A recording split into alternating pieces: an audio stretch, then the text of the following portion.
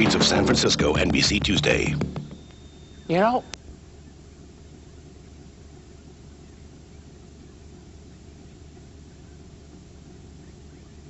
Paul, nice to be in your part of the country. Glad to have you. How many acres here? It's 200 acres. Typical farm for Lincoln County? Probably a little bit larger than most farms. Most of them probably 100, 125 acres, but we're a little bit larger now. We got about 200. Great-looking cow-calf country. How many cows here? It's 80 cows on this farm and about 20 replacement heifers. And we see the base is Charolais, and you say about half a commercial and half purebreds. There's 40 commercial cows and 40 purebred cows, and generally we're trying to move the commercials out and go strictly to purebred cows. And for somebody wanting to get into cow-calf, we were talking. You just began with some very basic cows, and it's kind of fun to build, isn't it?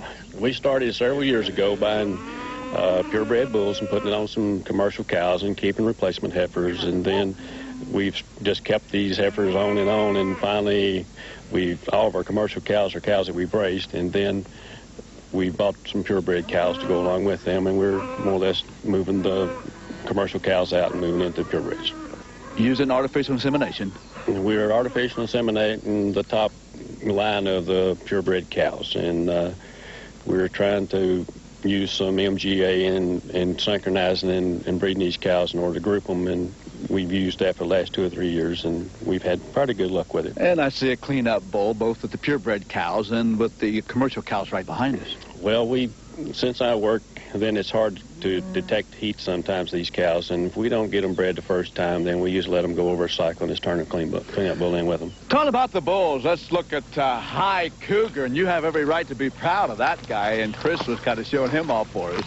High Cougar is a calf that we've raised. He was born last September, and his adjusted weaning weight is 948 pounds, and right now he's weighing something like 1155, and he's about 58 inches tall, and he's just 9 months old, so we're really proud of him. Yeah, you have every right to be. The young bulls that we were looking at, how old are they? They're 10, 11 months old. They were born last July, most of them, and it might have been a bull born in August, but most of them born in July. And Paul, part of your income from this cow-calf operation indeed comes from selling those purebred bulls. Yes, that's the main thing as far as the purebred operation goes. We sell the bulls. We've been keeping the heifers, trying to build the herd, and that's the way we feel like we can probably get the best replacement heifer. So the bulls have been averaging what for you? On the farm here, we've been selling them at $1,200 a year old. Now, do you offer any commercial bulls? No, we've been steering the commercial calves, and we keep the commercial heifers, and we've been selling them to other farmers as replacement cows. Good-looking calves, and I'm going to assume in Kentucky, where we are, that you don't have to worry about bringing them inside. No, these cows run outside entirely year-round, and the only time that we ever bring a cow inside is maybe if she calves during the 1st of March or something. You have a snowstorm, or you have a calf that would have a weak calf, then we might take her inside, but other than that, they stay outside the entire time. When do you begin calving? The commercial cows, we try to calve starting the 1st of March, and we try to calve them all in March if possible. And the purebred cows, we have a few we calve mid-February, but we don't try to calve all of them in February because of the weather here. But we calve a few of them in February that we can take care of if we need to go to the barns with them. We think of Kentucky, we think of bluegrass, and we've seen some beautiful grass today, Paul. And you indicated that you do keep the herd separate, the commercial herd and the purebred, and you rotate the pastures. Yes, that's one of the reasons we're more or less going all to purebred is because of the pastures. We've got 5 or 6 pastures here that we're trying to run about 4 groups of cattle with, and so it's kind of a chore to keep them on fresh pasture. So hopefully down the road when we go all purebred operation, we'll have maybe 2 groups of cattle, and we can rotate them probably every 2 or 3 weeks as necessary. Well, we've seen some good-looking calves. Now, when will you wean the calves off come fall? The commercial calves we'll wean probably around the 1st of October, and we will wean them. They'll usually weigh about 550 to 575 pounds. And we keep the steers until mid-December, and we usually sell them at the local market.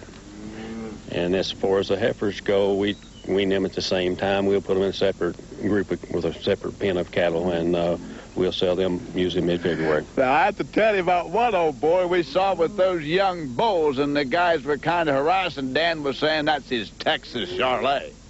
Yes, we had a smaller purebred heifer last year, and we bred her out to a Brahma bull, and we've got a Brahma cross. So we get a lot of comments about him, and a lot of people really like him. But a really good-looking Brahma, and we won't see many Brahmas, Dan, in Lincoln County, Kentucky. Not very many. This is calf country, but you're going to see a lot of Angus and Herefords and Charolais cattle, just a very few Brahmas. And so would rank what in the state as far as beef production? Total cattle and calves, we're fourth in the state right now, so you're right amongst a big livestock county. And we didn't say anything to Paul about tobacco. 6 acres here, but this is also key tobacco country? Yes, we've got about 6.5 to 7 million pounds we produce annually, so that's $8 million. That means a lot to our farm income for this county. How would you assess the economy of Lincoln County, Kentucky agriculture at this point? About 30% of the total income for this county comes from agriculture. Another 20% of our income is based on the agriculture industry as far as farm supply stores and the banks and groceries and all. We're in pretty good shape because we're diversified. Cattle, dairy, forages, tobacco. So our economy is in pretty strong shape.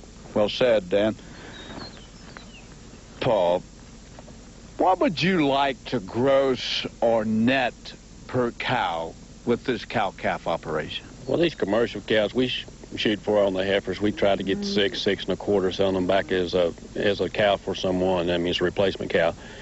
The steers are usually bring from $550 to $600, and that's probably as good as most of us are doing with commercial cows. And you shared 20 years with Farmers Home Administration on their staff, and you, like most every other cow-calf farmer in this county, is part-time.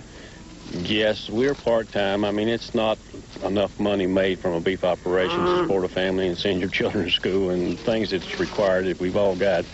And I've been very fortunate to be able to buy this farm from the family. And during this time, I have worked with Farmers Home Administration, and it's been quite a chore at times to try to keep everything up and keep everything going, but it's worked out real good for everybody. And also, his wife, Glenda, is with Farmers Home Administration.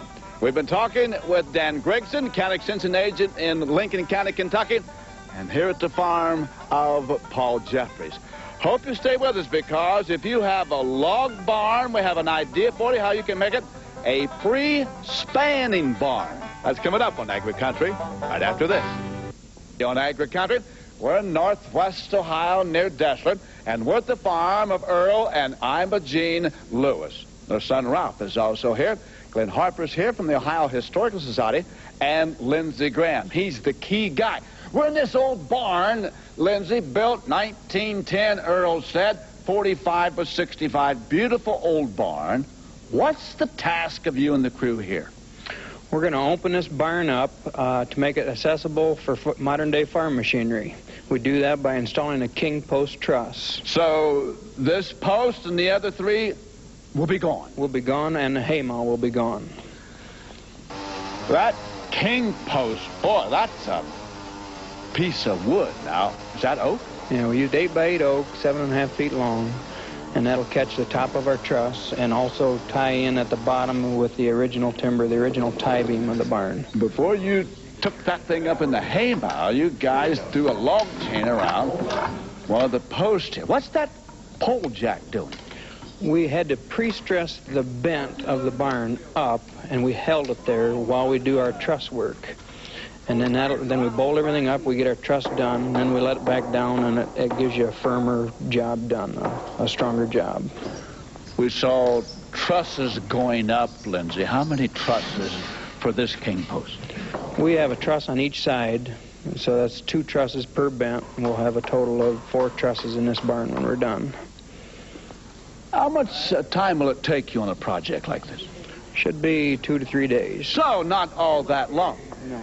Glenn, from the Ohio Historical Society, why are you folks interested in renovating barns? Well, what we're really looking at here is a rehabilitation of an historic structure. We're interested in preserving major landmarks like this on the rural landscape, but we recognize that for farmers, the bottom line is, can the building be used for modern agricultural uses? And so the creation of a clear span space is a way to do that, being able to put large equipment in here. And there's just one beautiful barn after another throughout our viewing areas. That's correct. This is a strong agricultural economy in Northwest Ohio. There are lots of good barns. On the other hand, there are a lot of them coming down, so we want to find ways to take care of them. And we're going to put your address up on the screen because you can put the viewers in touch with the construction folks like Lindsay? Yeah, there are a few people like Lindsay around. We certainly would refer them to the farmers. We also have some good literature on the techniques and technologies of this type of construction. Lindsay, how did you get into this kind of work? It's intriguing. Well,